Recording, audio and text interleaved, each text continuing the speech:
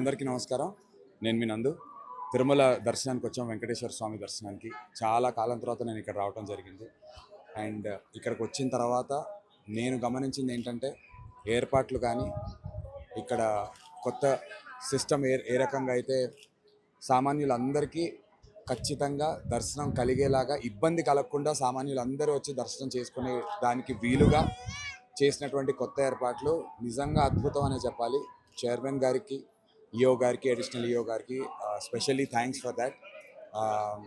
ఎటువంటి ఇంతకుముందు కంపారిజన్ అని కాదు, కానీ ఎటువంటి ఎవరైనా సరే దేవుడి ముందు సమానులే, సామాన్యులే. అందరికీ ఒకే రకమైనటువంటి ప్రయారిటీ ఇవ్వటం, అందరికీ ఒకే రకమైనటువంటి ఈక్వల్ ఫెసిలిటీస్ కల్పించడం అలా చేస్తున్నారు. కాబట్టి చాలా చాలా సంతోషం. అండ్ నా చేతిలో చూస్తున్నారు కదా ప్రసాదాలు, అద్భుతంగా ఉన్నాయి. వచ్చినప్పుడు ఖచ్చితంగా ప్రతి ప్రసాదం తీసుకునే ప్రయత్నం చేయండి. కొంచెం రష్ ఉన్నా సరే వీలు చేసుకుని పేషెన్స్తో ఉండి అన్ని ప్రసాదాలు తీసుకునే ప్రయత్నం చేయండి. చాలా చాలా బాగుంది. వన్స్ అగైన్ మొత్తం తిరుమల దేవస్థానానికి సంబంధించి ఇంత మంచి అద్భుతమైనటువంటి ఏర్పాట్లు చేస్తున్న వారందరికీ చాలా చాలా కృతజ్ఞతలు. ఓం నమో వెంకటేశాయ. Thank you. దండోరా అని ఒక సినిమా చేస్తున్నాను, అనౌన్స్ చేశారు. నేను మన శివాజీ గారు, నా ఫాదర్ క్యారెక్టర్ చేస్తున్న శివాజీ గారు, ఆ సినిమా చేస్తున్నాను.